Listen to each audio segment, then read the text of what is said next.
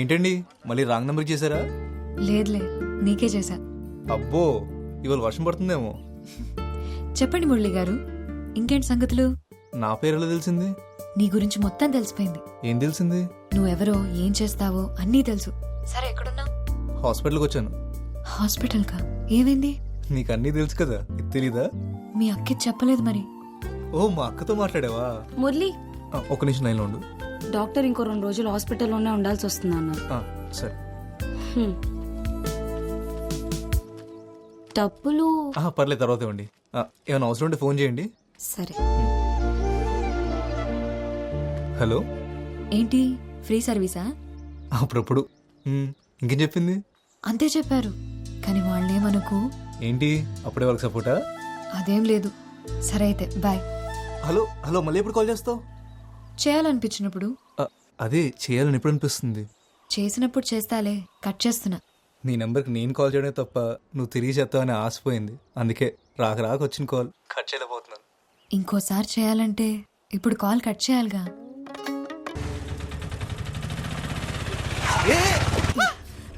అన్నా అన్నా ప్లీజ్ ఒకసారి లోపలికి రా అన్నా. మా అమ్మ కళ్ళు తిరిగి పడిపోయింది, హాస్పిటల్ తీసుకెళ్ళాలి. అమ్మా అన్నా, అన్నా కొంచెం తొందరగా తీసుకెళ్ళండి అన్నా.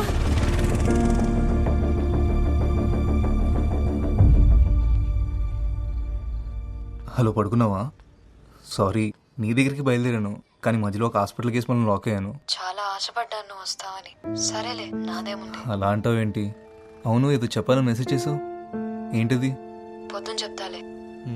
సరే.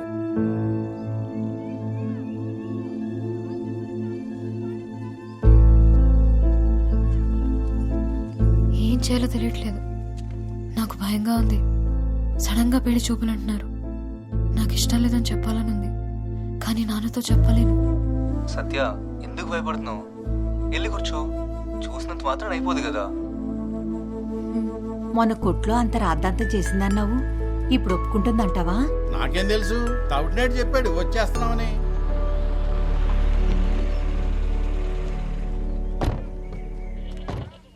అదిగో వాళ్ళు వచ్చేసారు. నేను చూడు ఎలా ఉన్నానో.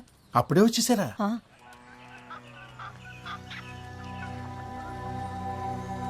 నమస్కారం. నమస్కారం.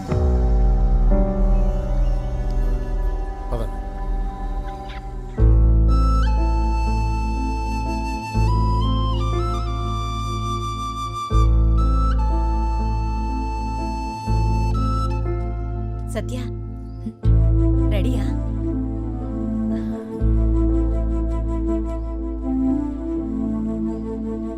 ఏంటవా? మరుగుతుంది. ఆవిడ మొహం చూస్తుంటే అసలు ఇష్టం ఉన్నట్టే లేదు. మన అమ్మాయి పేరు చెప్పగానే చిన్ని మొహం చూడవలసింది నువ్వు. ఎలిగిపోయింది అంతే. సత్యకి చిన్నికి మధ్య ఏమైనా ఉందంటావా? ఏమనున్నా మనకు తెలియనట్టే ఉందా? తీసుకోట.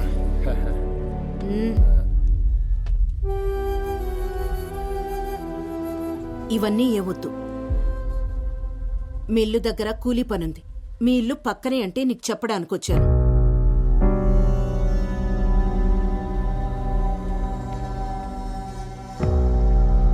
కూలీ డబ్బులు ఇచ్చేసిరా. ఇవన్నీ కొన్నాక ఈ పూట తినడానికి ఉన్నాయో లేవు. నేను రాకపోతే మీ మిల్లులో పని ఆగిపోద్ది, కానీ మీరు నాకు పని ఇవ్వకపోయినా మా ఇల్లు మాత్రం బాగానే గడుచుద్దులండి.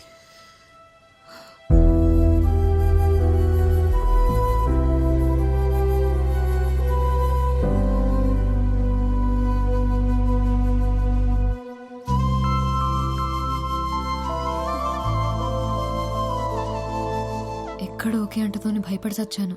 ఏమంటున్నావే, పిచ్చెక్కిందా? పిచ్చి కాదు, ప్రేమ. చూడకుండా ప్రేమేంటి? నీకు అర్థం కావట్లేదు గానీ ఇది పిచ్చే.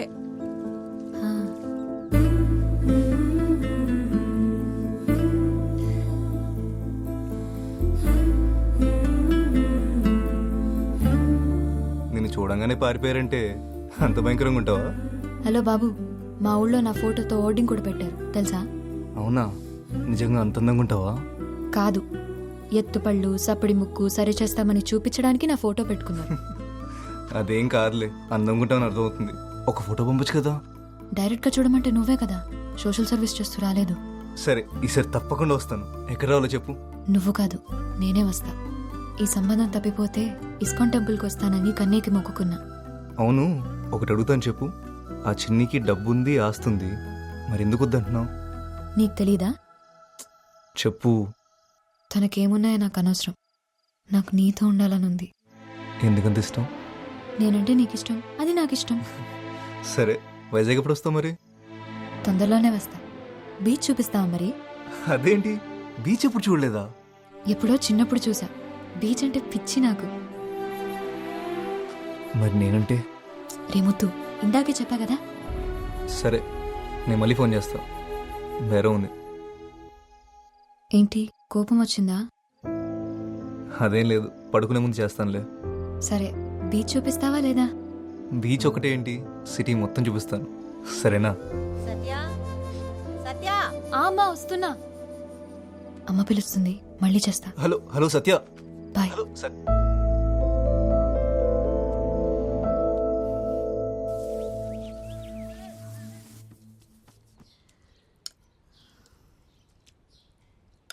ఆ పిల్లనొత్తన్నానని అలిగే అన్నం మానేస్తావనుకున్నా. కొత్త భీమా ఉమ్, మన పొలంలోవే.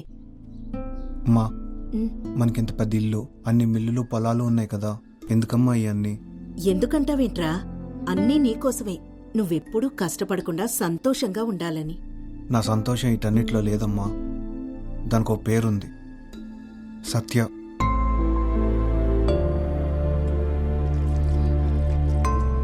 నువ్వు వద్దంటే సత్య నాకు వద్దమ్మా. కానీ తను లేకపోతే నేను ఎప్పటికీ సంతోషంగా ఉండలేను.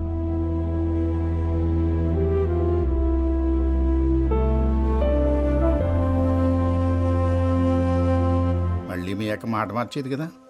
మా అక్క మాట కరికే గాని ఓసారి మాటిస్తే నోట్ రాసి ఇచ్చేసినట్టే. అయితే సరే. ఈ కూతురు చాలా అదృష్టవంతురాలండి తాతారావు గారే. వస్తాం మరి. పద. ఉంటానండి.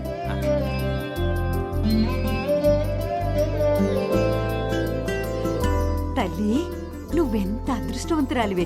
బంగారం లాంటి సంబంధం కుదిరింది. ఈ రోజు నుంచి నాకెన్ని పనులు.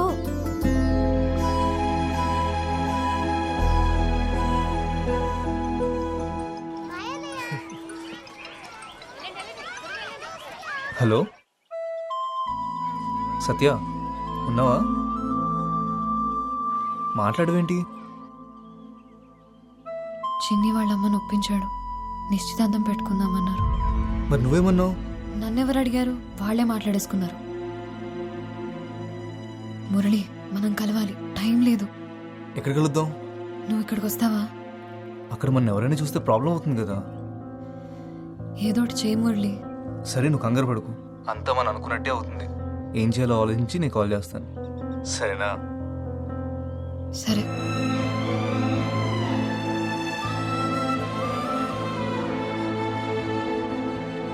రేపటి నుంచి పని మొదలెడతావా? రేపటితో కాకరవలసిన పని అయిపోతుంది. ఎల్లుండి నుంచి మొదలెడతాను. ఇదిగో 2000 భయానా. రంగులకైతే దళంగా అయ్యి 4 రోజులు ఉండాలా.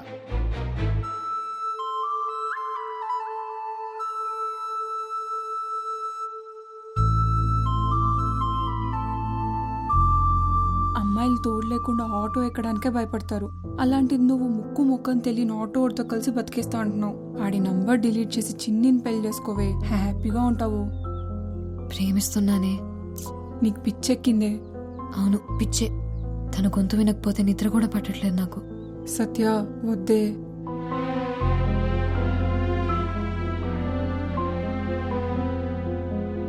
ఫోన్ చేస్తే సరిపోద్దిగా. వెళ్ళి పిలవాలంటావా? దగ్గర వాళ్ళని కూడా ఫోన్లో పిలుస్తావా? నిశ్చితార్థమేగా. పెళ్లి పిలుపులకి ఎలాగో డైరెక్ట్గా వెళ్ళాలి కదా. ఏం చేయాలో నాకు తెలుసు కానీ పిల్లలేరి రెడీ అయ్యారా? సత్య, సత్య. నాన్న, నేను రెడీ నాన్న. నాకు ఒంట్లో బాగాలేదు నాన్న, మీరు వెళ్ళేసి రండి. దివ్యా, నువ్వు అక్కకు తోడుండమ్మా. అమ్మా, నేను కూడా మీతో వస్తానమ్మా. ప్లీజ్ అమ్మా, చిట్టిని చూడాలనుంది. ప్లీజ్ అమ్మా. దాన్ని తీసుకెళ్ళండి నాన్న, నాకు తోడుగా లక్ష్మి ఉంటుంది. సరే అయితే మరి జాగ్రత్త. ఎల్లుండి ఉదయానికల్లా వచ్చేస్తాం. సరే పద. రండి రండి రండి. వంటింట్లో పెరుగుంది, మజ్జిగ కలుపుకొని తాగు.